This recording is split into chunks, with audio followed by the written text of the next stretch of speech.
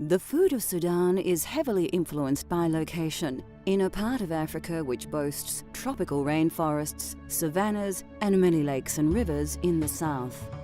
Although varied from area to area, most traditional dishes remain simple and natural. Of course, the local cuisine has evolved thanks to the influences of its neighbours and traders. Join us as we explore the cultural flavours of Sudan.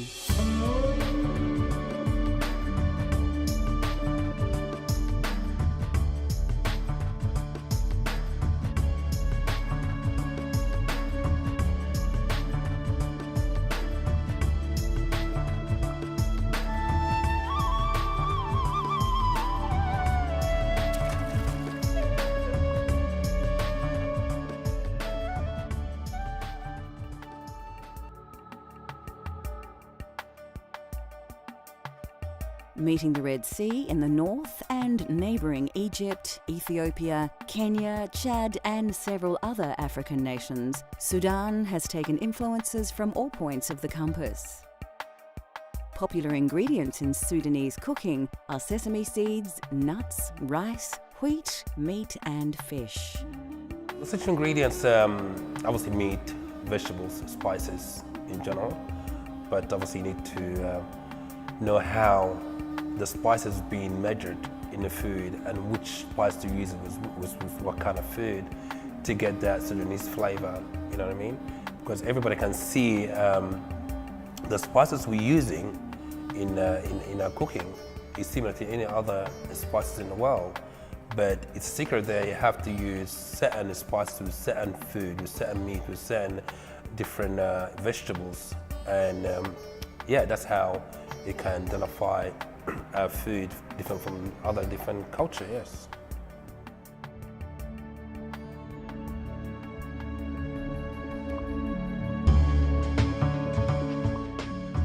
In Sudan, it is customary to offer guests generous hospitality.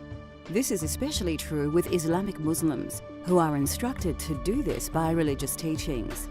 As a result, it is commonplace for Sudanese to play host to large banquets featuring many dishes and great quantities of food.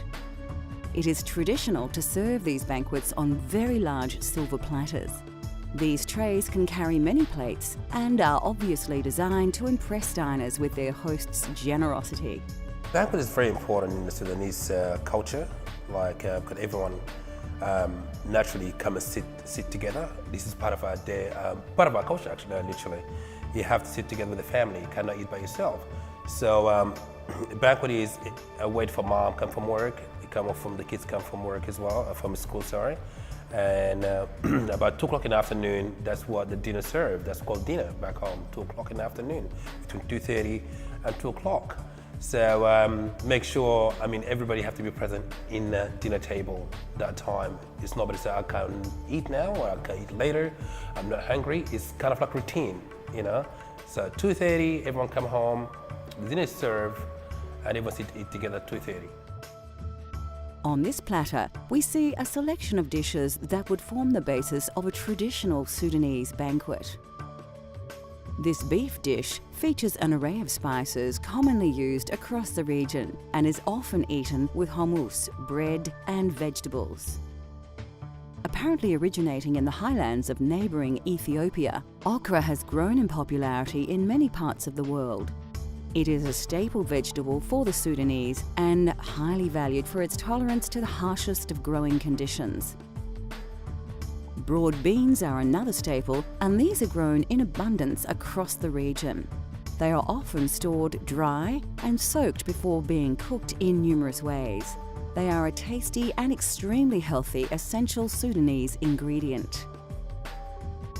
Salads are also loved by people of the region and will feature any number of seasonal produce.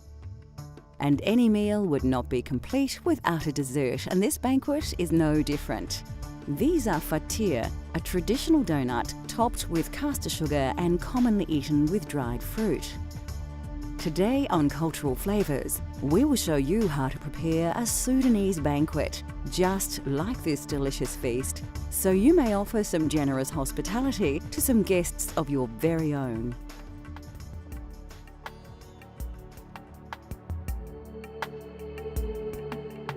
This simple meat dish is prepared right across the country and is a favourite thanks to its spicy African flavour. The flavour is it's just more kind of like, it's spicy. It's not as spicy as heat. It's more like lots of taste into it. You know, we add heaps of different ingredients like ginger, onion, garlic, cumin, turmerics. Just every spice in the world we have back home, and the way we roasted spices and get this aroma out of them, you know, that's the secret of Sudanese cuisine cooking, yeah.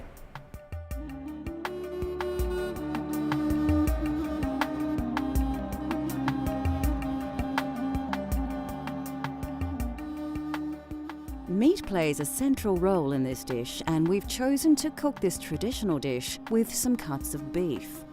Lamb is a good alternative, but if you can get it, goat will give you the most authentic Sudanese culinary experience.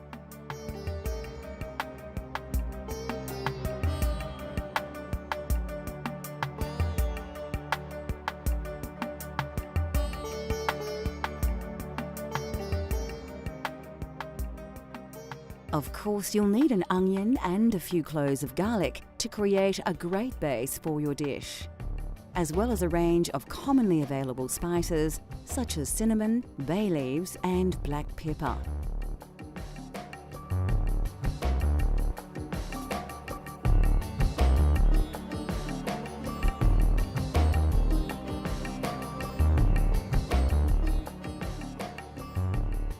Like many Sudanese dishes, the secret to this dish is all in the preparation.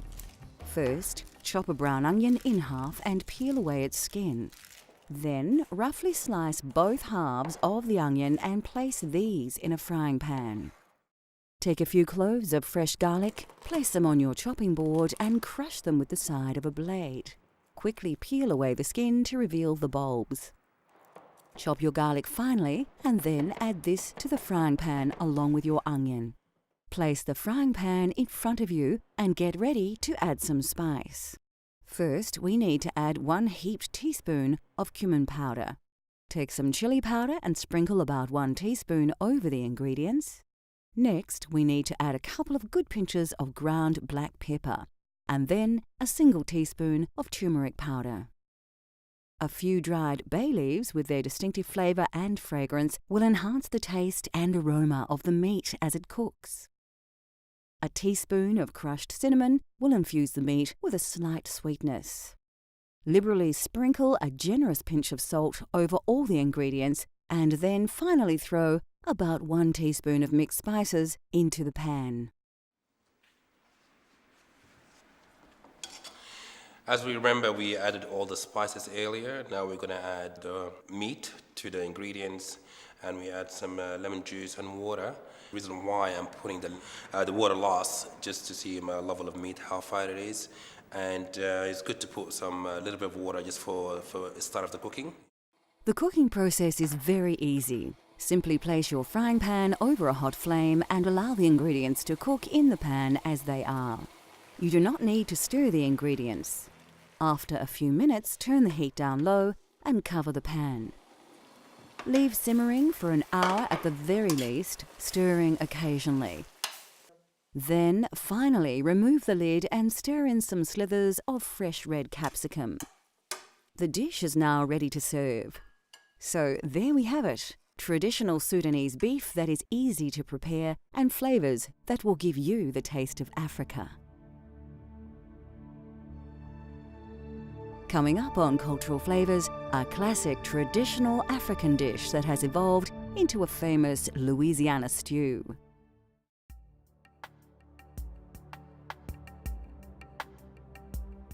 Okra is native to Western Africa and is valued for its edible green fruits, which are sometimes called ladies' fingers.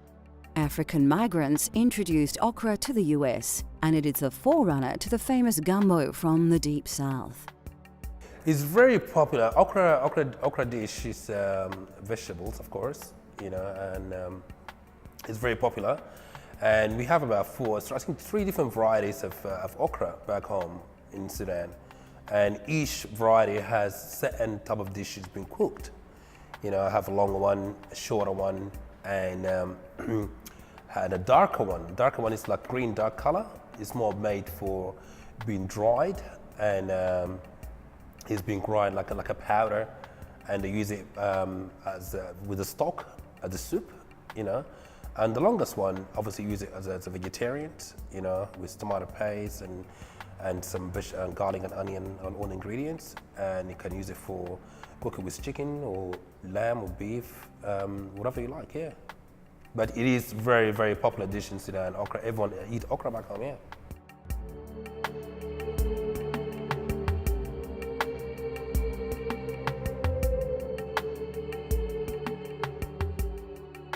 For this recipe, the ingredients are simple.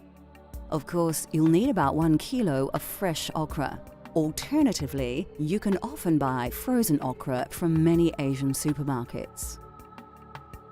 Onion and garlic are staples of Sudanese cooking, and they are also used in this delicious and very satisfying dish. The dish calls for just 2 spices, cumin powder and black pepper.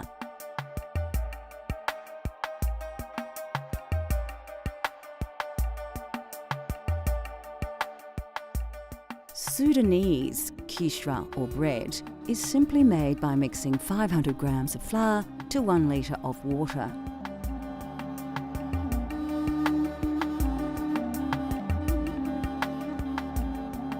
Ghee or clarified butter is also added at the end of the cooking process, as can jibna, which is a soft white cheese that originates from the Middle East.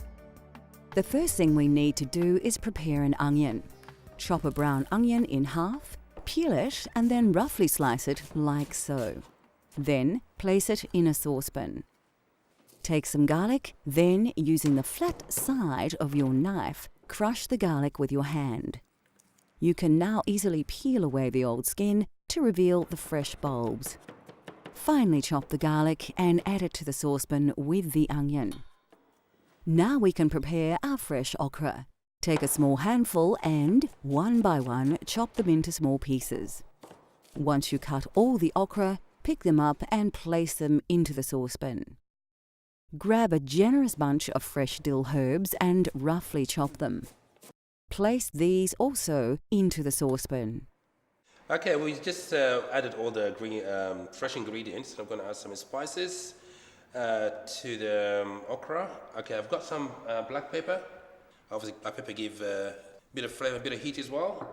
And got some cumin, and cumin, of course, full of aroma. Add some more flavor with some cinnamon and season with salt. Finally, pour about half a litre of stock over the ingredients. We're using the stock from the meat dish we cooked earlier. To cook the okra, place the saucepan on a high heat and bring to a boil. Whilst that's simmering, we can start cooking the Sudanese bread, which is known as kishra.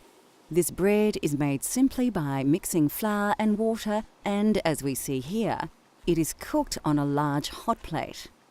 The mixture is first poured onto the hot plate and then evenly spread using a spatula. The bread will begin to cook almost immediately, and it's not long before we have to turn it over to cook the other side. In just a few short minutes, the bread is ready to eat. By now your okra should be cooked through and is very soft to the touch. Now we need to blend all the contents of the saucepan together. We're using a traditional handmade blending tool from Sudan, but you could use an electric blender if you don't have one of these on hand. Finally, the last stage is to add about 1 cup of ghee to the pan and then stir well until the butter has completely dissolved. To serve this dish, place a couple of pieces of bread into the bottom of a deep-sided bowl. Then pour the boiled okra over the bread. Bamia mafruka is best topped with chopped dill and served as an accompaniment or as part of a Sudanese banquet. Even eaten on its own, this hearty vegetable stew is another very satisfying example of African cuisine at its best.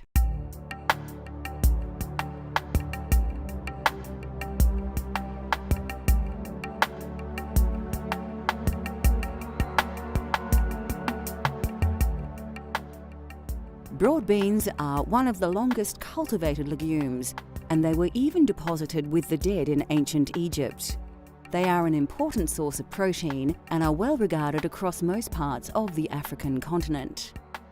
Broad beans is a very significant dish in Sudan. Everybody eat it every single day without any question asked. Like example, like in the school, in primary school, I mean that's a dish we've been served in the school after the first morning meal, like after 10:30.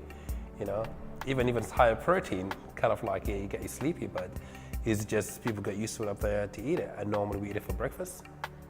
And we eat it maybe later on, the last meal before everyone go to sleep. You know, we mix it with beautiful sesame oil. We crush some feta cheese in there. We crush some maybe boiled eggs in there as well. And yeah, it's just part of our daily diet.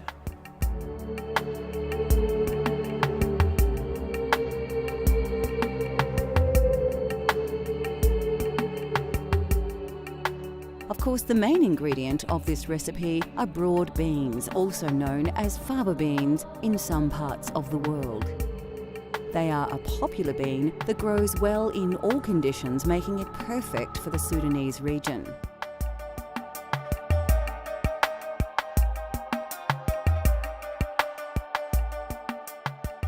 As with most dishes, onion and garlic are fundamental ingredients, as is the spice cumin.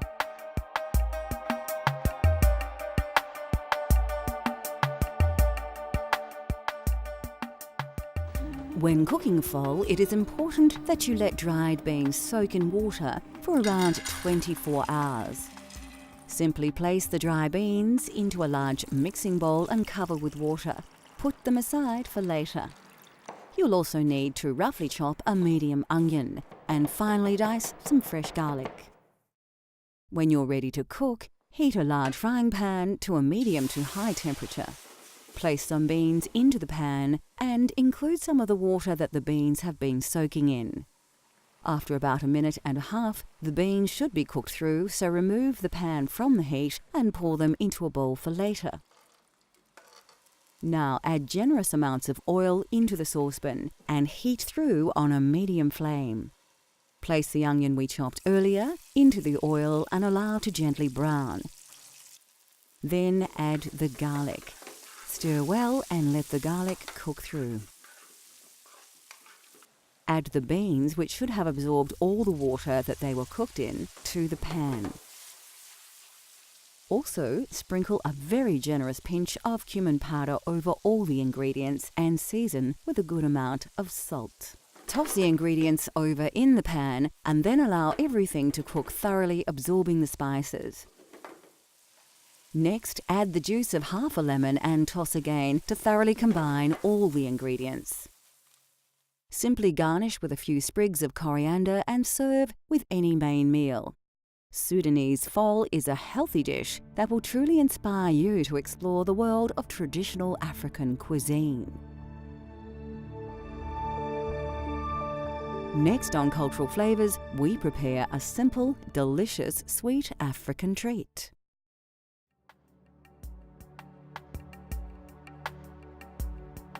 Fatia is the name that the Sudanese give to their traditional sweet donuts. They're simple to create and taste delicious, especially if you're lucky enough to eat them while they're still hot from the pan. The fatia is a type of biscuit we cook back home, and normally we use it for special occasion back home. But we eat it every day if my mom kind of like cooked enough.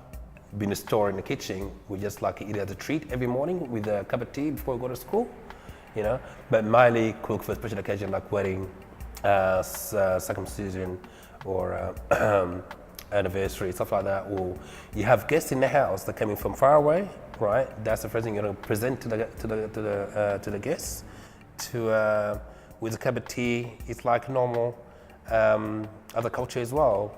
They use anything for like biscuits or soft drinks or to bring to their guests. So that's how we bring it to our guests first in the table, and during having a chat with some loved one come from far away.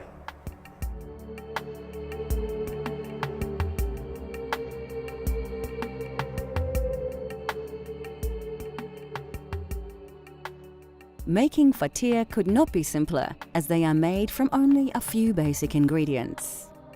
Of course, you'll also need some water to mix everything together.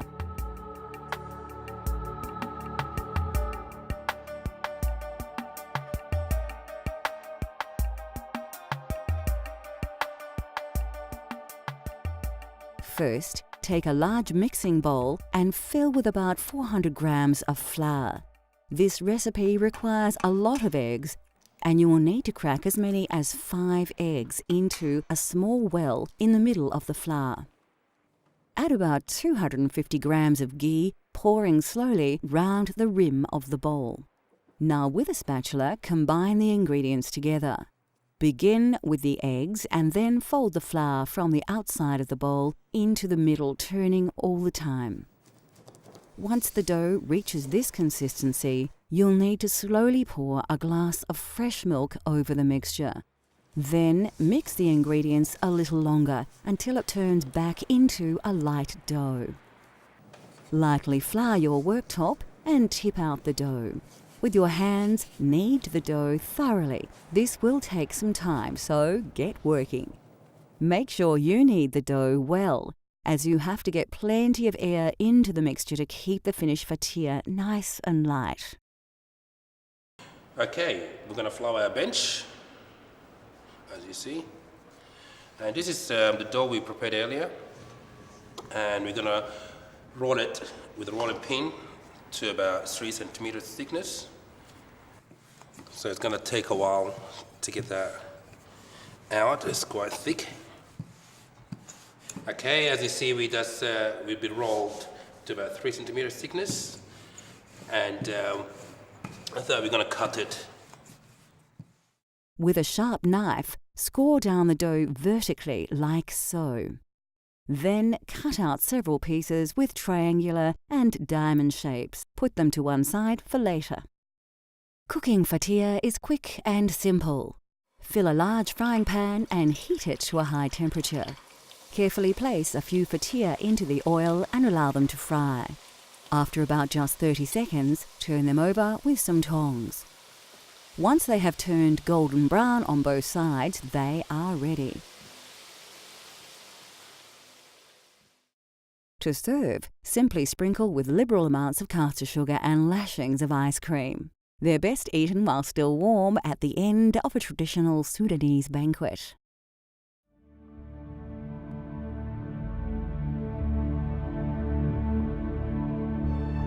The food of Sudan is simple but flavoursome. Even with influences from many other regions, the people of Sudan have maintained their own distinct and delicious cuisine. We hope we have tempted you to try these dishes at home. They are easy to prepare, the ingredients can be found in most regions, and you can cook them quickly without too much preparation. Cultural Flavours continues to explore the world through the diversity of food. From Nepal to Japan, France to Korea, let Cultural Flavours take you on a gastronomic journey so you can experience the tastes of the globe at home.